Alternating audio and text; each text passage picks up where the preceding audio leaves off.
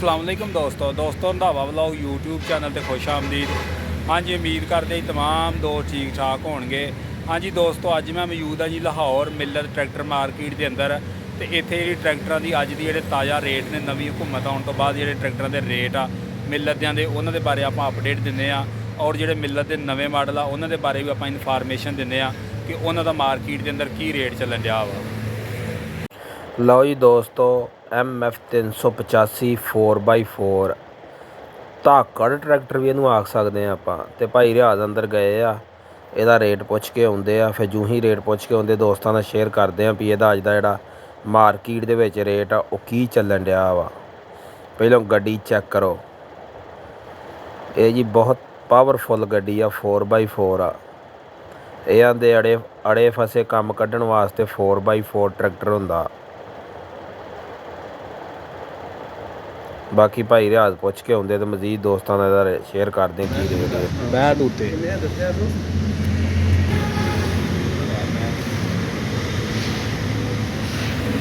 भाई रियाज दा की मुल जे? 40 ਲੱਖ ਦਾ ਹੈ।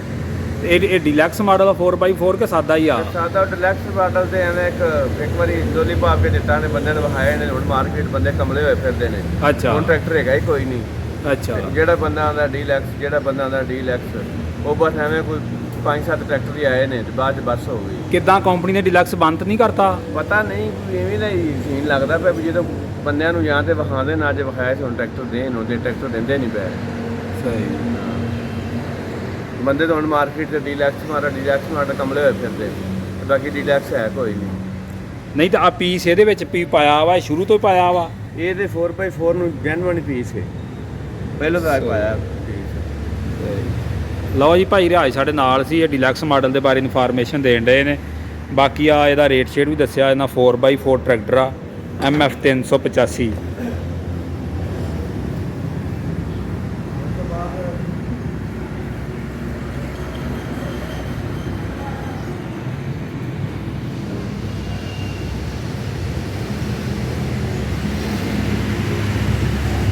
हाँ जी भाई राज, 85 का की रेट चलन दिया अज?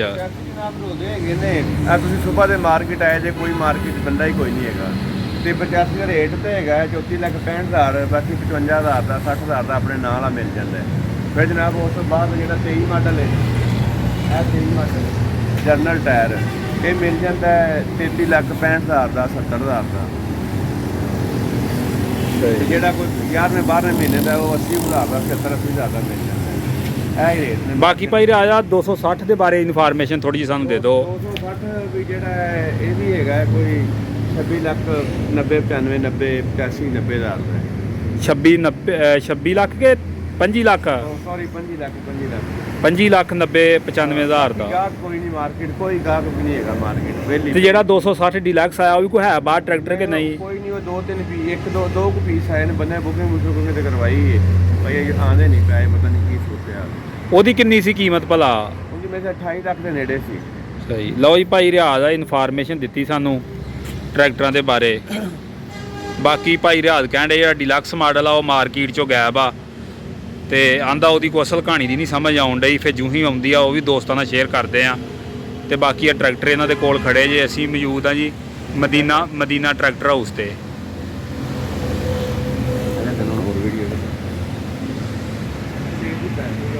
ਜੀ ਮਾਰਕੀਟ ਦੇ ਵਿੱਚ ਫਿਰਦਿਆਂ ਇੱਕ 360 ਵੀ ਲੱਭ ਗਿਆ ਟਰੈਕਟਰ, ਜਿਹਦਾ ਮੈਂ ਬੜੀ ਦਵਾਈ ਦਿੰਦਾ ਰਿਹਾ ਵੀ 260 ਟਰੈਕਟਰ ਨਾ ਲਓ ਦੋਸਤੋ, 360 ਟਰੈਕਟਰ ਲਓ, ਕਿਉਂਕਿ ਇਹਨੂੰ ਪਾਵਰ ਲੱਗੀ ਆ।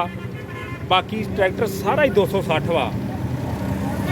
ਆ ਦੇਖੋ, ਇਹਨੂੰ ਧੜੀ ਚੇਂਜ ਕੀਤੀ ਗਈ ਸੀ, ਧੜੀ ਚੇਂਜ ਕਰਕੇ ਤੇ ਥੱਲੇ ਪਾਵਰ ਲਾ ਦਿੱਤੀ ਸੀ, ਪਰ ਇਹ ਸਾਡੇ ਜ਼ਿਮੀਂਦਾਰਾਂ ਦੇ ਨੱਕ ਤੇ ਨਹੀਂ ਚੜਿਆ। ਤੇ ਇਹ ਕੰਪਨੀ ਜਿਹੜੀ ਆ ਬਿਲਕੁਲ ਘੱਟ ਬਣਾਉਂਦੀ ਆ, ਔਰ ਇਹ ਟਰੈਕਟਰ ਜਿਹੜੇ ਬਾਹਰ ਜਾਂਦੇ ਆ ਪਾਕਿਸਤਾਨ ਦੇ ਵਿੱਚ ਇਹਦੀ ਮਾਰਕੀਟ ਕੋਈ ਨਹੀਂ ਰਹਿਣ ਦਿੱਤੀ ਸਾਡੇ ਜ਼ਿਮੀਂਦਾਰਾਂ ਨੇ।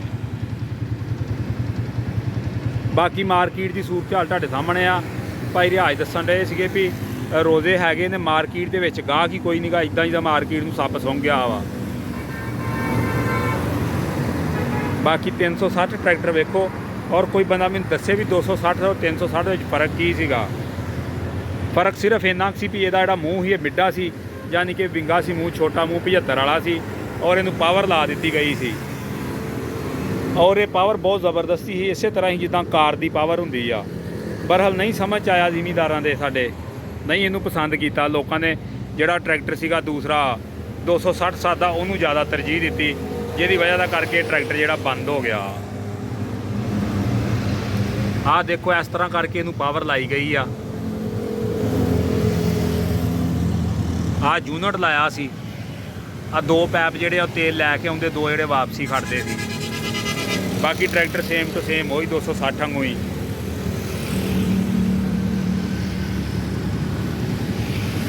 ਬਾਕੀ ਇਹਦੀ ਕੀਮਤ ਦਾ ਨਹੀਂ ਮੈਨੂੰ ਪਤਾ, ਅਗਰ ਜੇ ਕੀਮਤ ਦਾ ਪਤਾ ਹੁੰਦਾ ਤਾਂ ਉਹ ਵੀ ਮੈਂ ਦੋਸਤਾਂ ਨਾਲ ਸ਼ੇਅਰ ਕਰਦਾ। ਸਰਵਿਸ ਰੁਸਤਮ ਟਾਇਰਾਂ ਦੇ ਅੰਦਰ ਆਏ।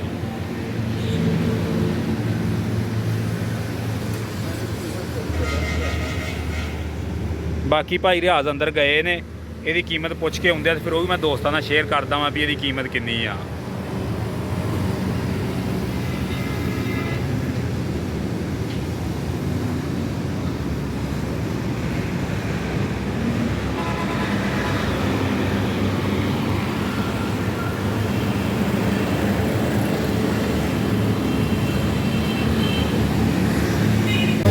ਰੇਟ ਉਹ ਹੀ ਰੇਟ ਹੈ, ਕਹਿੰਦੇ ਪਰ ਰੇਟ ਮੈਨੂੰ ਤੇ ਪਤਾ ਨਹੀਂ ਦਾ ਰੇਟ ਕੀ ਹੈ, ਮੈਂ ਗਲਤ ਤਾਂ ਨਹੀਂ ਕਰੀਏ ਜੀ ਮਾੜੀ ਗੱਲ।